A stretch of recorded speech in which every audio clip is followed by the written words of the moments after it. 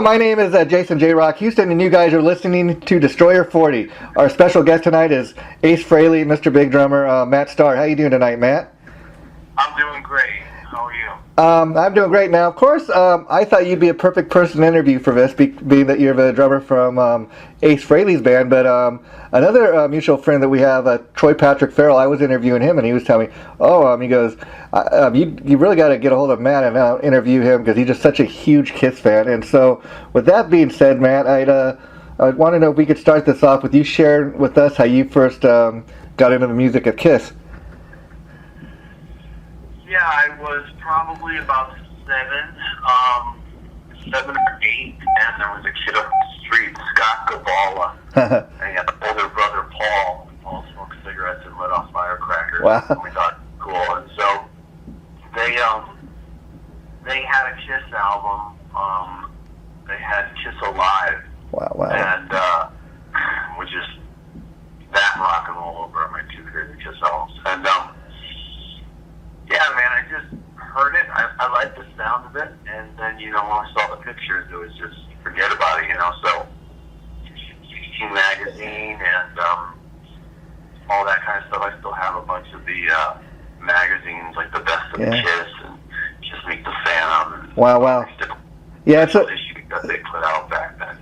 So I was curious, would you say would the makeup and the image have as much to do with you becoming a fan as hearing the music?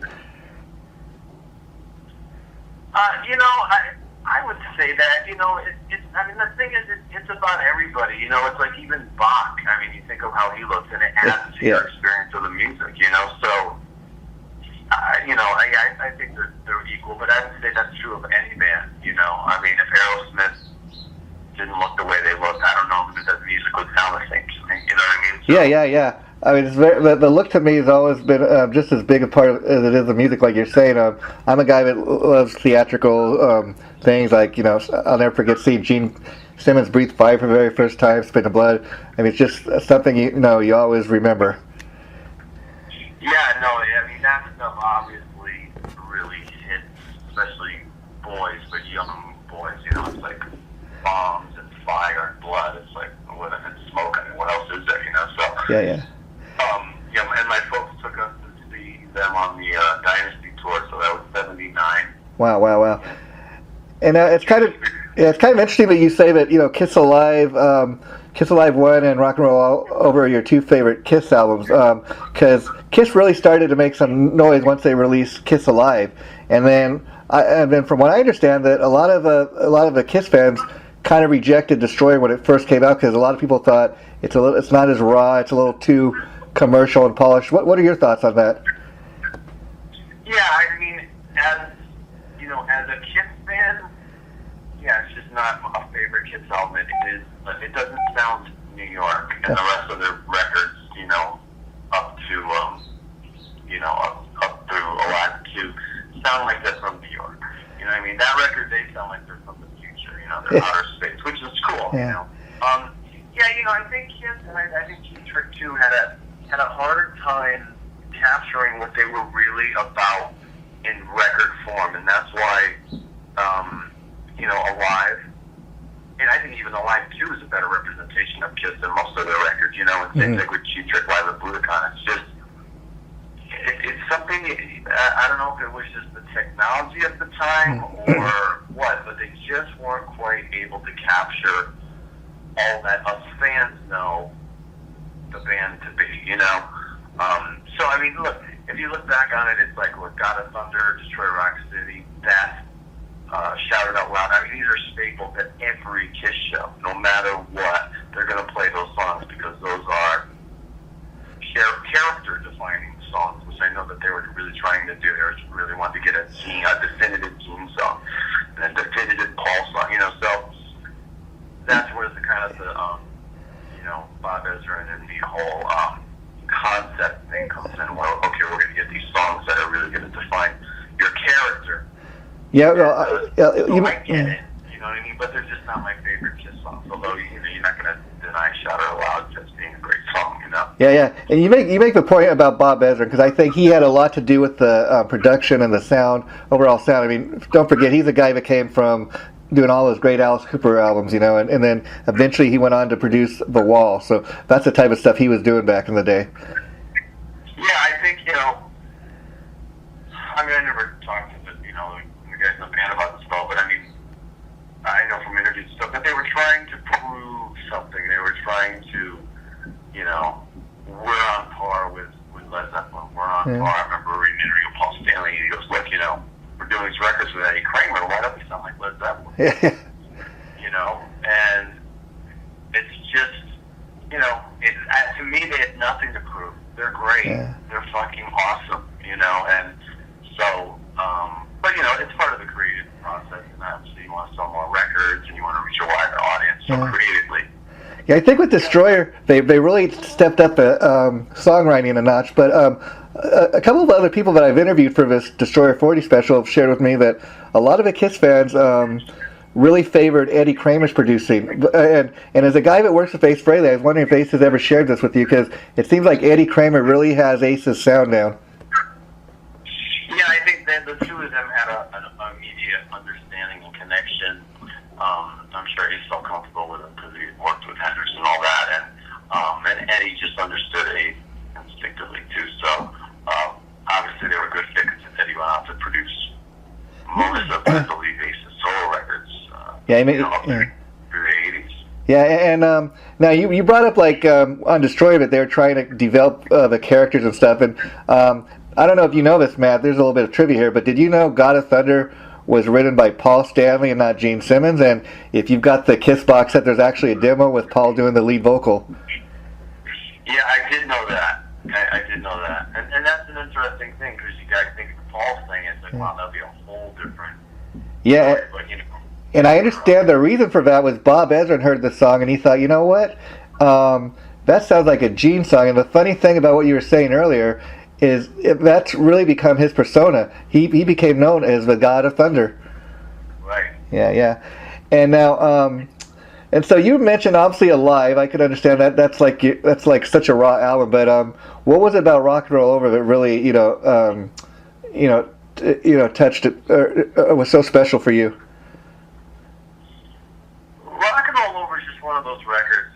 Certain bands get into these grooves, and the whole record just feels great. And Rock and Roll Over is one of those records. It just feels great. I mean, song for song, I really like Take Me, Making Love is cool. Baby Driver's fun, but it's not like a mess song, you know what I mean? But it's cool. I like the tune. I Want You is obviously a big one for Kiss, and Dr. Love is another one of those character-defining songs.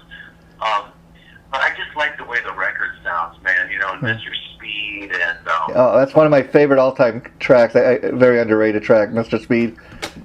Yeah, it's just there's an Elton John record. I can't even think of the name of it. Maybe it's Malibu or Caribou or that's the one. Best Wishes. I can't remember what it is, but there's one record, and to my point, I don't even know the name of the record, but I have it. And when I put it on, I think there's one song, maybe Island Girls on there, but everything else, I don't know any of the songs on the radio. But it's just, the whole record just feels great. And to me, Rock and Roll Over, they just had that thing, man. It just feels great, And I got to ask you, how big of an influence was Peter Criss on you becoming a drummer?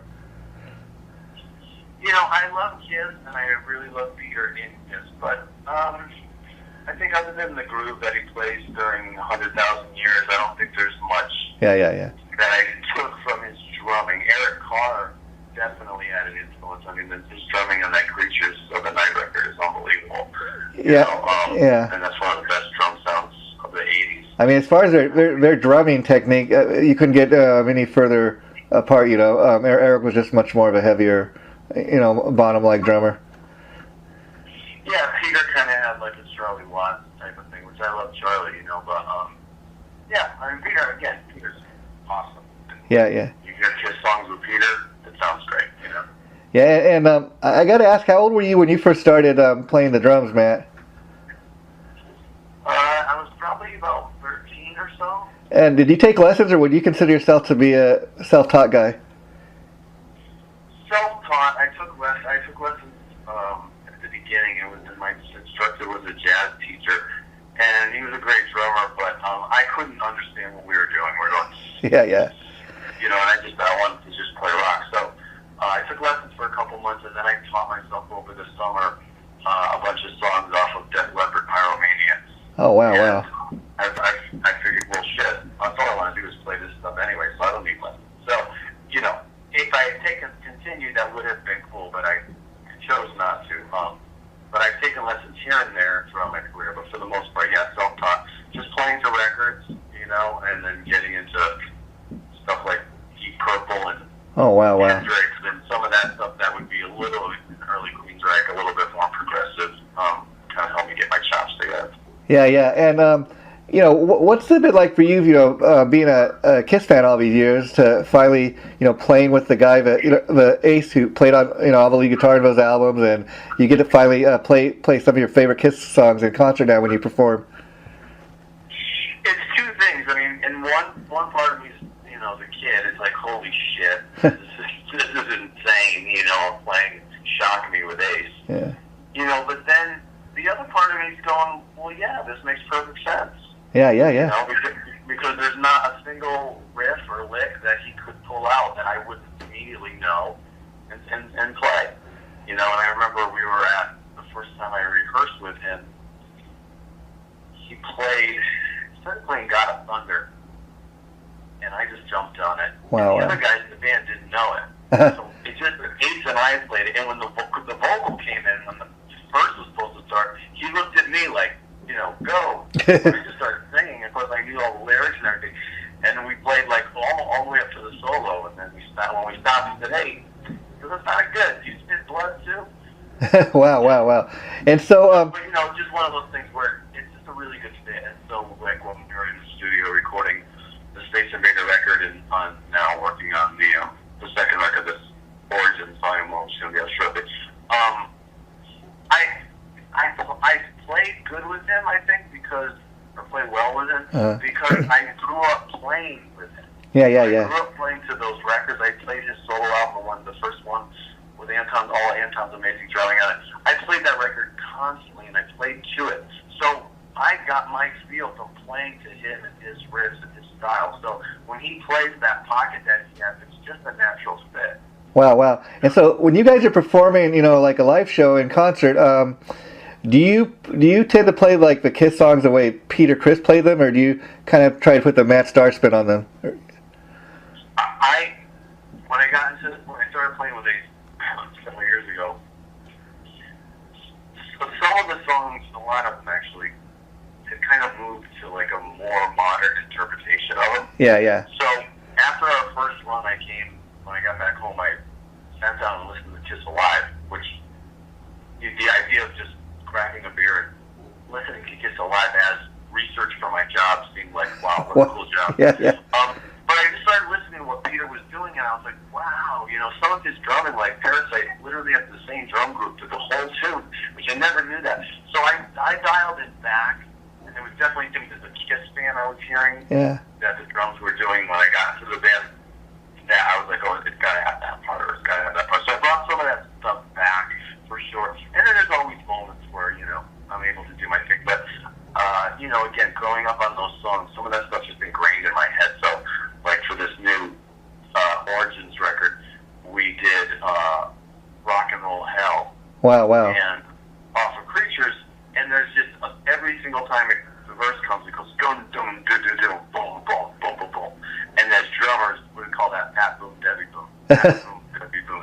That's like just the classic studio drummer fill. And I tried to put in some different fills, and it just all sounded wrong, It's like, man, that's just how the song goes. It's like the melody at that point. So I definitely, I don't try to put the master spin on things. I think I just naturally will feel like, okay, there's no for interpretation on a couple spots, so I'll do that. But generally speaking, yeah, I do what Anton. Also, too, like on Rip It Out, there was some different stuff happening, and I really just dialed it back to what Anton was doing. Wow. And let me ask you, as far as getting the gig with Ace, how did that come about? Did he reach out to you? Did you go down and audition with a bunch of other guys and just get the gig? I heard through a friend that his drummer had quit, and so I started. I had been in town for a while, but I had really only started playing drums again for like less than a year. So prior to that, I was singing and writing and recording, and I did a record with the producer Mike Chapman, who worked with the Knack and Blondie and the Sweet and all that stuff. Oh, wow, I wow. was deep in that, so I just really wasn't playing any drums. And so I had to really reestablish myself. You know, I'd been in LA for a while. I was saying, hey, you know, if you hear of any gigs, let me know. And it's like, oh, yeah, you're a great singer. I said, no, I'm looking for drums. And they said, you play drums? So I had to, you know, educate people that, yeah, like that, I am a drummer. And so someone had said, hey, Jason's looking for a drummer. So I just started making phone calls to everyone I knew and seeing if anyone knew anyone in the band, because it's in New York. All the guys were from New York. Yeah. And I connected with somebody who did, and he put me in touch with Anthony Esposito, who was Ace's bassist at the time. And we had a conversation on the phone, and it just felt, he goes, well, here's the thing, we need someone who can sing. He goes, we got a lot of people calling about this, but I need a guy who can sing all the Paul Stanley stuff. So I'm like, that's no problem. And I, you know, grew up singing all that stuff. And so I just had a really good feeling on the phone. And so did he. He was like, huh, he goes, he goes, all right, I got a good feeling. It's like, yeah, so do I. And so then a couple weeks later, I flew out to New York. And I think they had one other person that was playing. But I just felt really good about it. You know, and it was one of those things, just walk in and do your best and say, okay, that's the best I can do. Just don't leave it there. But obviously, I really wanted the gig because, you know, it's Ace. Yeah. Of course, these days between Ace and Mr. Big, you're quite busy. But being that you can sing and you know, play other instruments, I was curious, Matt, have you ever thought about like putting together a side project or maybe having a solo album or something that you could put out? Yeah, you know, I haven't written anything in like almost 2 years now, I think. And I was thinking about it the other day, and it feels kind of it feels fine, but when I think about it, it seems odd, you know. So, but yeah, I got quite a lot of talented friends, and I know if I wanted to do something, You could. I could put together a really great band. So I'm not ready to do that right just yet. But Yeah. That's coming, you know. Because you got these other day jobs that keep you quite busy. But let me ask you now, I'm real excited about this new Ace album coming out in 2 days from now, the covers record. Do you play all the drum tracks, or is Scott on there too as well? No, I'm on some of the songs, and then Scotty Coogan's on the rest of the tunes. And Scotty also sings on it too. And I've heard the whole record. It's awesome. I think the fans are really going to flip out. I think the track list is already out there, so people can see what's going to be on there. But yeah, everybody's playing. You know, Scotty, Chris, Wise on bass, of course Ace, and myself, and then a ton of great guests. You know, when I was in there cutting rock and roll hell, Slash came in and did some dubbing with Ace, and they did some solos on Thin Lizzy, Two Animals. So that was really cool to see. And I think John Five and Lita Ford and a bunch of great, you know, buddies of Ace and that came down and played. So, you know, Ace, I've known him for 6 years, last 5 years. You know, every year he just gets better.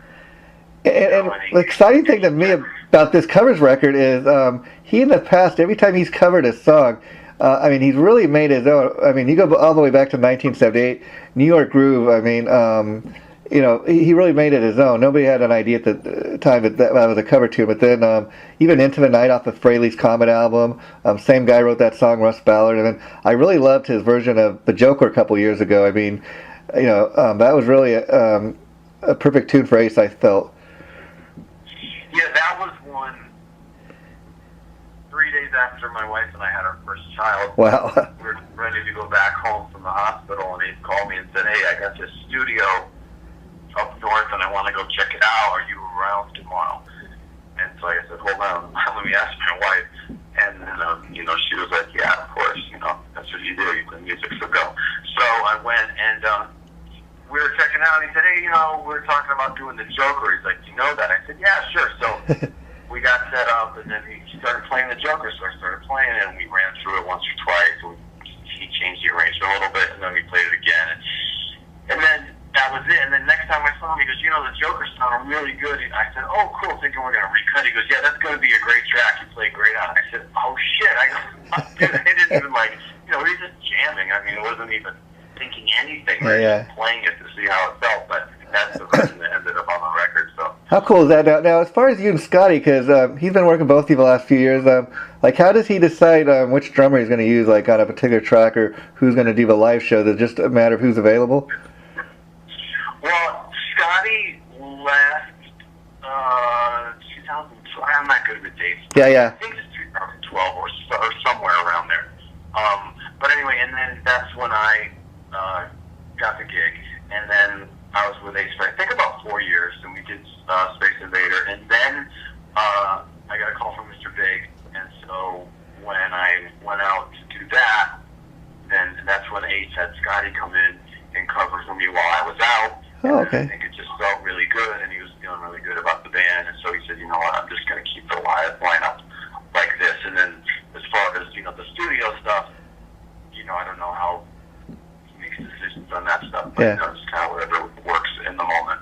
And as far as the Mr. Big gig, what has that been like for you? I mean, I know you had some big shoes to fill, and, unfortunately, Pat's dealing with what he's dealing with, but what's that been like for you?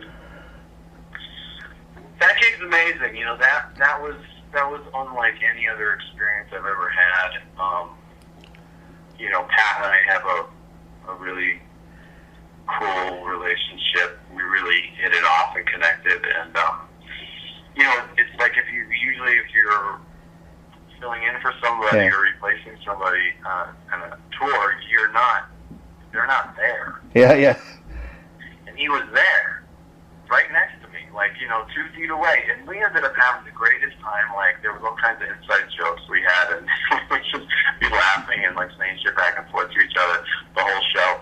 So that was just an amazing experience, and there's a big story in Drumhead magazine this month on me and Pat and just the relationship and kind of the journey. And if anyone's interested, it's awesome. They did an amazing job on it, and Pat just has so many fans, all over the world, anywhere I go, and if someone knows I'm Mr. Big, or they find out, what's up with Pat? How's he doing? There's just so much love and respect for him, Yeah. I mean, it's a shame what he's dealing with, but I think it's cool that he kind of went public with it, so other people can know what he's dealing with, and I think it's cool that he's kind of still part of the Mr. Big family. That's what makes it such a cool thing that you guys are able to do that. Yeah, and I know that he was debating as to whether or not he was going to go out, and didn't know if he felt like it, didn't know if he felt up to it, and they kind of just said, "Look, you're coming." Yeah.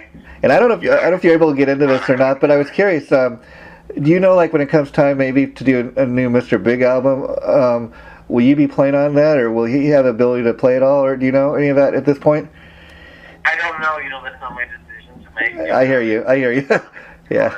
Be part of that, I would love to, and I would contribute in any way I could, whatever that, whatever I was needed to do, however much or little. So. Yeah. I guess we'll.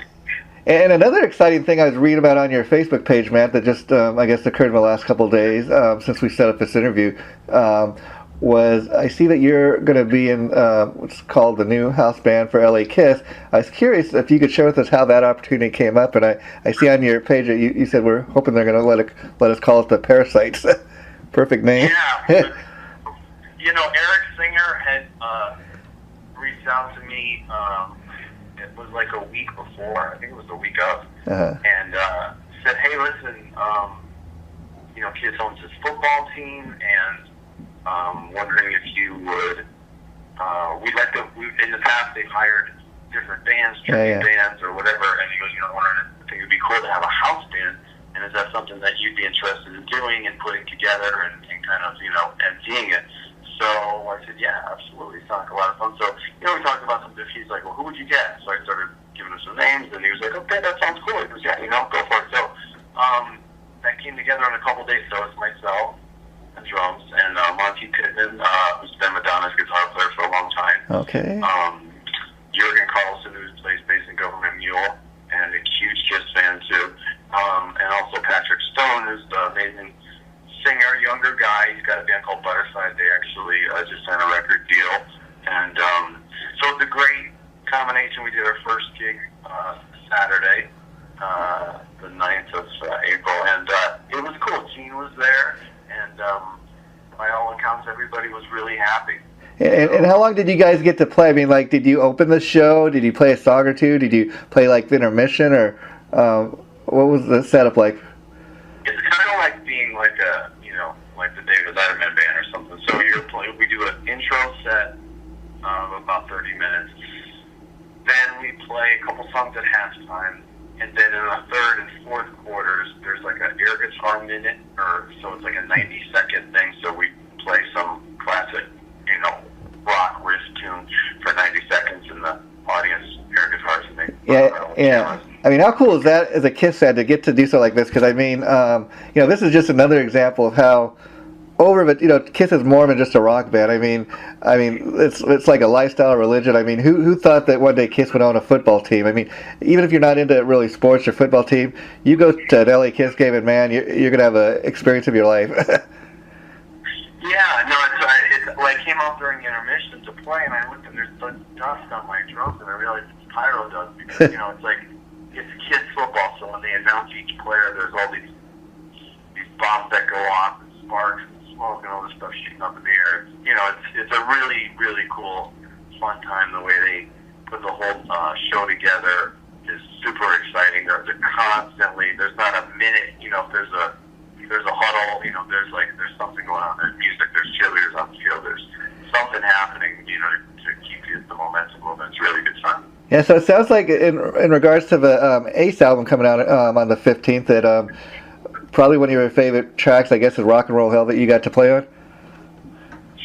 Well, Rock and Roll Hell is awesome, and I love Eric's drumming, Eric Carr, so I always, I had him when I was playing because, I love him. So that was really special to do. But I did Fire and Water, which is a free song, and Paul Stanley sang on it. So that was really super cool. Wow. Another thing you could check off your bucket list, so to speak. I mean, you've been playing with Ace all these years. Finally got to do a song with Paul Stanley, kind of. Yeah, well, and we cut the track, and then, Paul's going to sing on it, and he goes, so I go, listen, you got to call Gene.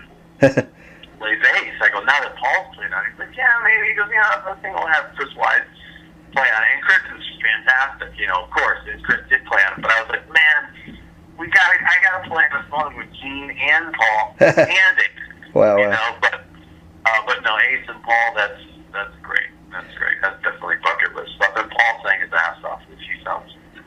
That sounds cool. Now, I was curious because, Rock Creatures of the Night, although Ace's picture appears on the album cover, he did play a lick on the album. But I could see, I could understand why you guys redid Cold Gin and Parasite, because he originally wrote those songs, but Gene laid down the vocal, and he probably wants to get his own version out there.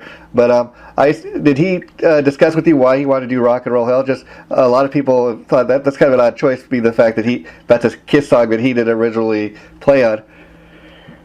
Yeah, I think the label and Ace thought it would be cool for him to do a song that he's not on, and a record that a lot of people might think he is on. Yeah. But he wasn't on it, so it's cool to get his take on it. And then one thing that's evolved is that his vocals, man. There's some singing on this record. It's like, damn, dude, it's just he's been sober. I think it's over 8 years. And it's just some people have gone through that, and it's like they get better. They get better at what they do. They get clearer. They get more focused. And he's just sounds awesome. It's really cool. Yeah, and amazing. That's really amazing when you consider the fact that there was, up until like a couple years ago when he put out Anonymously, there was a 20 year 20 years have gone by since his last studio album, which was Trouble Walking. That was released all the way back in 1990, and then there was nothing new from him for like almost 20 years. So, and the last few albums have been really, really good, and he's making a nice little comeback. So I'm glad to, see the kind of product he's been putting out. I think it's been great, and all the Kiss fans and the Ace fans especially, I think are really, really happy for him. It's like he's put out a few great records, and he's already talking about the next one, and it's really cool and it's inspiring. And so, how much Do you know how much touring he plans? I know he's already been touring pretty much most of a year behind this album. It hasn't even really been released yet. Do you know how much he plans to tour behind the covers album before you guys get to work on the next album? I don't know. I haven't talked to him about like what the schedule looks like or anything. So I know they have dates onward for a while, and I would imagine they're gonna keep going through the summer. I don't know that for a fact. But yeah. I would imagine so. And what's the likelihood you think that there's going to be an Origins 2? I mean, this is Origins 1. It would kind of lead itself to Origins 2 eventually. I don't know. Yeah, when I saw that it said Volume 1, I was like, oh, okay. Maybe that obviously leaves the door open for Volume 2, but I don't know that that would be the next one or what's going to happen. Yeah, and I always love to ask guys, Matt, like, you being a drummer, why did you pick the drums as your instrument of choice? What was it that kind of made you kind of go towards the drums? Well, I originally wanted to play guitar, and I grew up in Connecticut, so on the East Coast we had J.C. Penney. I don't know if you guys, folks that they had them all over the country, but it's really like the first, catalog shopping. So it's kind of the precursor to buying things online. But you go through the catalog, and then you'd order whatever you wanted, and then you mail it in with a check, and then they send it. So sometimes, I get to go through there, like around Christmas, I get to pick a couple things out. And so I ended up picking a Les Paul copy, like a Cherry first, like Aces, and then the biggest amplifier I could find in there. And I thought I was going to get those for Christmas, and I didn't. When Christmas Day came, I was so sure that I was going to get that, and I ended up getting a bike and a record player, which is pretty awesome. But the little kid was bummed. So I was talking to my mom about it. She goes, well, you could you could play drums. They're offering school band, where you could get you some sticks. And I was like, yeah, I don't want to play drums. I want to play guitar. And then a few days later, I was like, okay, I'll try drums. So I wouldn't say I necessarily picked drums. I'm glad I did because it's a great instrument. I have a lot of fun doing it. But my first choice was guitar. I think just circumstances. And now that you're kind of known for being a drummer, I got to ask, who were the drummers that kind of you looked up to growing up? When I was a kid, I was in the Cheap Trick. Oh, wow. So, Lenny Carlos, Joey Kramer's drumming, Phil Russ, Macy DC, Clyde Burr from Iron Maiden. And when I discovered Motley Crue, Tom Lee just really blew my mind. I mean, he's one of the greatest, most natural rock drummers ever. And so that stuff, and guys like Vinny Appice,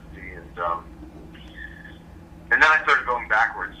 So then I started getting into Zeppelin, John Bonham, and Mitchell, and all that. But that was when I was, in my later, towards my 20s, But when I was a kid, it was all the hard rock stuff. And then getting back to Destroy for a minute, I was curious. I don't know if you know, probably the Kiss fan you do. I'm sure you've heard the story over years that it wasn't Ace that played on Beth and Sweet Pain, but Alice Cooper's guitar player, Dick Wagner. And what do you think about that? Is that something you'd rather not know about, or is it just kind of an interesting little tidbit? Well, I mean, as a kid, you can't imagine, what I mean? It's like, well, wait a second, what do you mean he's playing this? I mean, even Dynasty and Creatures, you think, well, his face is on the cover, of course he plays. Yeah. But, as you get older, you realize there's no Santa Claus, and, as a musician, too, I get it. It's like, look, if someone's not available for whatever reason, and the record needs to go on because there's a deadline, and you know what I mean? You got to do what you got to do. And I know that, there's been scenarios too, not with Ace per se, but just where it's been like, hey, you know what, this guy would be better to play this thing. And there was somebody who was it? I can't remember. It was a bass player who played on something on the demo, and Gene was like, that sounds great. Just do that. You play. So, no ego involved. It's just about getting the record done. Yeah. And now, before we wrap this up, a couple of other interesting things I've seen on your Facebook page. I understand that you yourself give drum lessons. Like, if people are interested via Skype, you want to talk a little bit about that? Yeah, sure. I do drum lessons. I live in Los Angeles, so I do drum lessons here, and then when I'm on tour, usually, if I have time, I'll do something at a local shop. But I also do them via Skype. So the majority of my students do not live in LA. I do lessons via Skype, and what I've been doing more so lately is the career counseling, which has just been amazing. And, a lot of my lessons would end up being people asking, how did you get to this gig? How did you go from, playing your hometown to, living in LA and playing with these legendary players. And so I said, I'm just going to offer this because that way I can really reach anyone. Before I was just talking to drummers, but so that's been really super cool and amazingly rewarding stuff, and it's been really very profound, the sessions, and so that's all available through my website. And the website is mattstarmusic.com. So it's Matt, M-A-T-T, and Starr is 2 R's, and then music.com. And did you get the idea to do that because people were just asking you a ton of questions all the time, or you thought, this would be a good way to do this on the side? Well, yeah, it's just like I said, a lot of my drum lessons, we'd spend half the time having people ask me, questions about that kind of stuff, how to build their careers and move forward and all that kind of stuff. So I said, I can just offer this to anyone, and they don't need to be a drummer. I can talk to a singer, so I counsel bass players and singers and drummers and guitar players and anyone who's in the, music. So yeah. Very cool. And I was curious, Matt, being a guy that's played along Ace Frehley for a number of years now, you must get this, a lot of times Kiss fans, they love anybody that's got any kind of a Kiss connection. You must run into people in the street saying, oh, you're the drummer from Ace's band. And like I was saying, if you were to have a, like Chris Weiss has a band on the side, the Al, he's played with, the Cult for a number of years. People are all into that, and they'll check it out just because you're the drummer from Ace Frehley's band. Have you encountered that, or been to any of these Kiss conventions? Yeah, no, I haven't done any Kiss conventions or anything, but yeah, no, the fans have been super supportive, and, there's a huge family, and Kiss has a huge legacy, and just to be, an outer tentacle associated. Yeah, exactly, yeah. Members is awesome. It's really cool, and again, it's an honor, to play with him and work with him. But as a kid, like the kid in me's like, are you kidding? I have anything to do with any of those guys. It's just... Yeah, and I got to ask, growing up, being the Kiss fan that you were, did you ever dress up like any of the guys for Halloween or anything like a lot of people did? Halloween? I didn't need any holiday to do that. I could do that any time. Yeah. My dad sent me some pictures actually, like last year. He's dressed up as Paul, and then there's another one dressed up as Peter. And I don't think I ever did Ace or Gene just because their makeup seemed a little more complicated, and I couldn't figure out where to get silver. And growing up, like when you first got into Kiss, which member would you say was your favorite, the member you gravitated the most towards? Probably Paul. Okay. It's funny. I like Gene, but he didn't resonate, with me. Yeah. Now, as I got older, I would say really kind of the definitive Kiss character is Gene. Yeah. If you had to pick one, just one. Yeah. Paul is obviously the front man, and Ace is so special to so many fans. But, Gene, the guy with the tongue and the blood, that's kind of the ultimate, yeah. Well, see, that's the cool thing about Kiss that always attracted me to the band is the fact that you got 4 individual characters. You got 4 guys that can sing lead. So you weren't getting the same guy on every track singing. So that it's kind of like hard rock Beatles. That kind of made it interesting to me. Yeah, that's what that was their vision. They wanted to have that, where the 4 characters were really strong, and everybody could sing. And the very last thing, because you mentioned it earlier, but you were, I don't know, a big fan, but one of the first things you seen when you got into Kiss was Kiss Meets the Phantom. What do you think about now when you look at it? Well, it's hard to be objective. As a movie, it's terrible. It makes no sense. Yeah. It's not Peter's real voice, all this shit, but I can still watch it and enjoy it because it's Kiss. Yeah, exactly. I'm a Kiss fan. It's like I have a friend who's a Stones fan, and we were talking about Black and Blue or one of those records, and I go, is that a good? Do you like that record? He goes, I can't tell. I'm a Stones fan. He goes, I like everything. And that's kind of, I feel like that way with Kiss a lot of times. Like, it's kind of like everything, so. Perfect example of that is like Dynasty. That, they called it Kiss Go whatever because it was really leaning a lot towards disco, but, for what it is, I can dig it. I can get down with it. It's not my favorite album, but at the same time, I don't totally hate it either. Some of, like Magic Judge and, Easy as It Seems, I think, not best, but, there's some of my favorite Paul tunes. Yeah. The writing really evolved, and and I was talking to somebody actually, I was talking to Monty, we were coming up with ideas for the next LA Kiss game, what songs we were going to do. And Charisma is like, really, it's such an amazing, again, another one of those character defining, more of a slick version rather than the big demon, but that's such a killer tune, and Gene just like crushes that. That's cool, man. Yeah, and I gotta say, the Ace tunes off of that album, I think are some of the best stuff he ever did. I mean, you know, being the disco album and everything, I gotta say Ace's tracks are really rocking on there. Yeah, no, there's some great stuff. Save Your Love on there, and Hard Times is on. Yeah, 2000 Man, Save Your Love. Oh, right, yeah. That's why when I heard he was doing Street Fighting Man off this new album you guys are putting out on the 15th, I thought, wow, you know, that makes total sense after, you know, doing 2000 Man. I mean, I could just, before I even heard the song, I could really see how that would fit his attitude.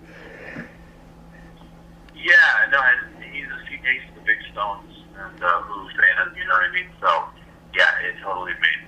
Yeah, well, I want to thank you once again, Matt, for letting me interview you for this Destroyers 40 special. It's really been a pleasure talking to you, and I'd love to do it again down the line, maybe. But in the meantime, is there anything else you'd like to say to the fans before we end this? You know, just thanks for listening to this. Hope it was fun for you to hear, and you got something out of it. And yeah, man, I love Kiss. There's just so much great music there, and. Well, we got that in common, because I'm down for anything Kiss. But thanks so much once again for being part of this Destroyer 40 special. I want to also send a shout out to our mutual friend Troy Patrick Farrell for recommending that I reach out to you, because he was right. You really gave a great interview, man, and you were perfect for this. Awesome, TPS. Thank you, brother. So take care, Matt. Thanks so much, and I'll be in touch.